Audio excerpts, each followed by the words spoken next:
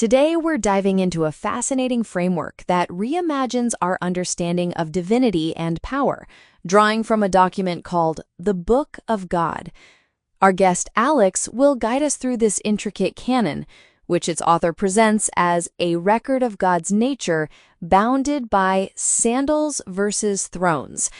Alex, this immediately sounds like a fundamental reorientation. Can you kick us off by explaining this core concept, sandals versus thrones? Absolutely, Chloe. The author presents this as a way to clarify God's nature in a world where power often mimics holiness. The central idea is this: God is sandals, which represents agency, consent, repair, and exits. Think of it as empowering freedom and choice. Conversely, thrones signifies custody, jurisdiction, leverage, and cages, essentially systems that restrict and control. So it's not just a metaphor for good versus evil, but a way to evaluate doctrines based on what they produce and who they empower, as the text states. The canon line, God misdirects cages, the devil builds them, really encapsulates this, doesn't it? It suggests a very active, almost tactical role for God in dismantling oppressive structures, rather than just preventing them. That's precisely it. It's an active, ongoing pattern. The document lays out several core axioms. For example, God is a boundary, not a throne. A boundary protects life and preserves agency, while a throne captures life and sells agency back as permission. This immediately challenges traditional notions of divine authority as absolute top-down control. A boundary protects, a throne captures. That's a powerful distinction. But then the text says God's first law is order. Equal to that is agency. It also warns order without agency becomes custody, agency without order becomes chaos.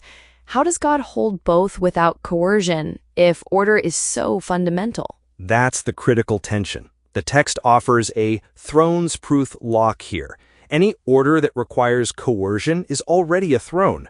This means God's order is not enforced by force, but by boundaries, consequences, and corridors, mechanisms that allow for choice and repair, rather than demanding blind obedience. It's about orientation over badge, meaning God cares more about what you're moving toward than a declared belief.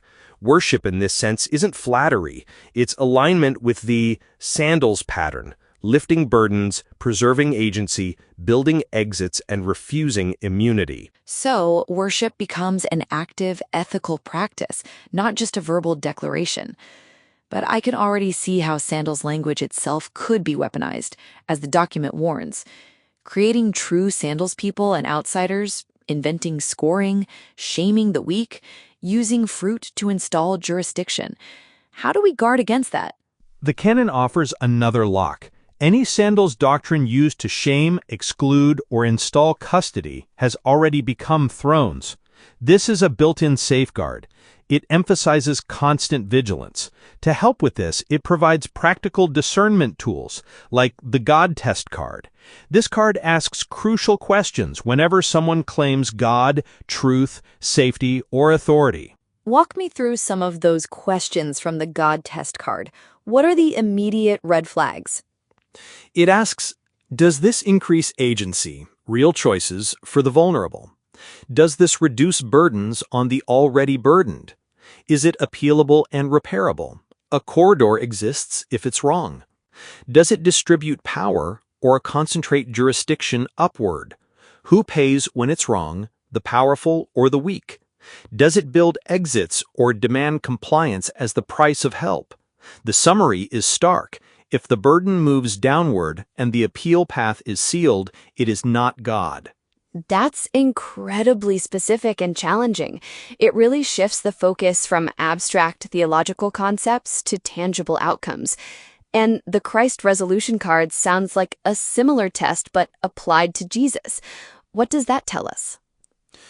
The Christ resolution card frames Jesus as the ultimate resolution of the sandals pattern. It asks similar questions about moving burdens upward, preserving agency, refusing immunity, requiring repair, and rejecting domination. The key insight is that Christ is the conclusion of the sandals pattern, not a throne brand. This means truth itself isn't just factual accuracy. Truth is sandals, consent-forward reality that builds exits, preserves agency, and enables repair. A fact can be true, but still serve thrones if deployed as a weapon to install jurisdiction. So, truth can be weaponized. That's a critical point for understanding the four quadrants the document outlines, particularly the distinction between sandals truth and thrones truth. Can you explain those two, and perhaps more controversially, sandals misdirection, which is described as God's domain? Certainly. Sandals truth is truth delivered with translation, mercy, and repair, producing agency and exits. Thrones truth, on the other hand, is true facts deployed as a weapon, used for shame, fear, or compliance, effectively caging people. The controversial sandals misdirection is defined as misdirection aimed at dominion to keep exits open. It's time-bounded, reversible, non-extractive, and aimed at the cage builders, not the vulnerable. The canon lock here is clear. God does not lie. God misdirects dominion. The devil lies. That's a profound distinction. It suggests a God who is actively outmaneuvering oppressive forces, rather than always operating with immediate, full transparency, especially when that transparency could be weaponized against the vulnerable.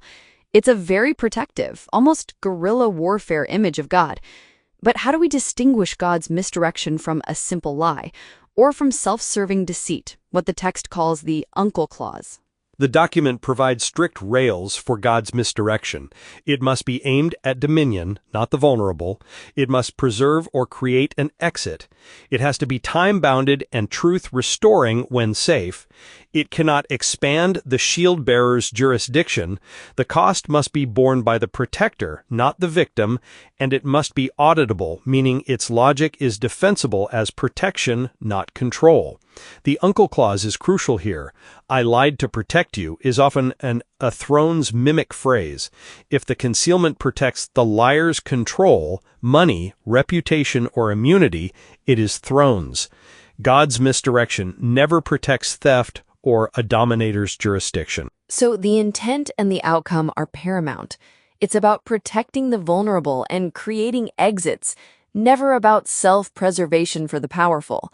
This leads us right into discernment and mimicry, where the text warns that the devil's most effective strategy is not open evil, it is counterfeit good, help that cages. How do we identify this mimicry? There's a mimicry test card with several indicators. If appeal is blocked, if secrecy is demanded as loyalty, if the burden moves downward, if help is conditional on compliance, if uniformity is treated as holiness, if confession upward is demanded, if truth is deployed as shame, or if exits narrow over time. Any two of these suggest you're dealing with thrones. Mimicry often follows a pattern: help frame, where they claim concern, then an option trap, where choices are narrowed, and finally delegated violence, where punishment is outsourced, often to policies or rules. That delegated violence is chilling. How accountability is diffused. The text states, God always preserves an appeal corridor. That seems to be a fundamental distinction. Where appeal is punished, God is not present. This also ties into mercy versus immunity, doesn't it? It does. Mercy is truth delivered toward repair, restoring agency and lifting burdens. Immunity, by contrast, is power escaping accountability, protecting optics over repair. Mercy moves the burden upward. Immunity moves it downward. When forgiveness is demanded from a victim to preserve a perpetrator's status, that's immunity, dressed as holiness, not true mercy. So often what's presented as mercy is actually immunity for the powerful. The document also redefines judgment not as domination or punishment, but as restoration of reality. What does that entail?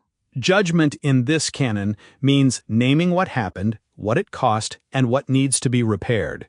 Thrones use judgment as a trophy, but God uses it as an exit. Here is the truth so you can be free. It names harm without scapegoating the vulnerable. Warnings are mercy, revealing a storm so an ark can be built. If judgment produces shame without repair, it's thrones. If it leads to repair and reintegration, it bears God's nature. That's a profoundly hopeful vision of judgment. And it's all part of the God pattern, which the document says resolves into Jesus. How does Jesus embody this sandals pattern? Jesus is presented not as a brand badge, but as the end shape of sandals under maximum pressure. This means persuasion without coercion, truth with mercy, love embodied. The text identifies several throne theology traps that distort God's nature, like viewing God's omnipotence as domination, or hell as infinite punishment. In this canon, God's omnipotence is the ability to accomplish all sandals' purposes, order, agency, repair, without coercion, and judgment is restoration, not endless suffering.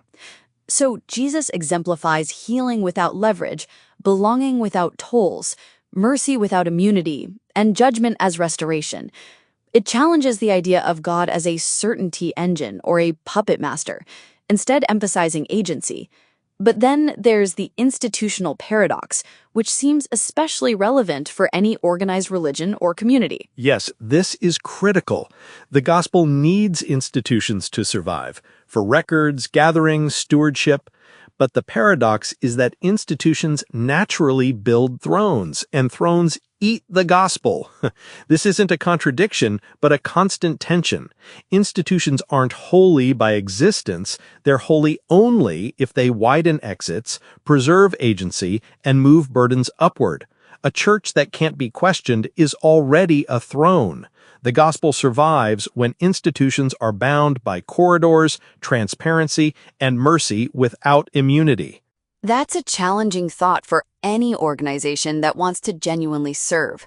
It leads me to the question, why God allows evil, which the document addresses. This is often framed as a major theological problem. How does the sandals lens reframe this? Many people assume if God is good, God must prevent all harm by force. But the canon argues a world where God prevents all harm by force isn't salvation, it's custody. It would end agency, which is core to God's nature. God builds boundaries, warnings, arcs, and appeal corridors. God rescues and repairs without becoming what God opposes. However, there is a crucial exception, the zero exit condition.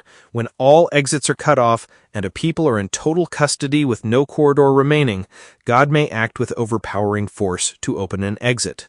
This is bolt cutters, for custody, not throne building for worship. Miracles are emergency corridors, existing to reopen exits, not to replace faith with spectacle. So God intervenes with force only when agency is completely removed, not just when it's difficult. That's a very specific and limited use of divine power. And the document warns against false zero-exit claims, where thrones pretend the cage is total to justify emergency custody. How do we recognize that mimicry? Thrones love emergencies because they narrow choices and silence appeal. False zero-exit claims sound like, "There is no other way. We must do this now. We cannot make exceptions." The test is, if the plan requires permanent custody, it's not an exit. If it requires secrecy, it's not a corridor. If it punishes questions, it's a throne. A real zero-exit condition is rare. Most situations have corridors. The faithful response is sandals design. Widen exits, protect the vulnerable, preserve agency, and refuse immunity. Urgency is not proof, fear is not holiness. A community that cannot be questioned is already a throne. This framework offers a profound, actionable way to discern authentic divine action from controlling human-made systems that often mimic it. It challenges us to look beyond rhetoric and focus on the outcomes. Does it lift burdens, preserve agency and create exits? Or does it cage, control, and concentrate power? It's a call to build arcs, dissolve gates, and carry burdens upward. Thank you for walking us through this challenging and enlightening perspective. My pleasure, Chloe. If you found this conversation thought-provoking, consider sharing this episode with someone in your life.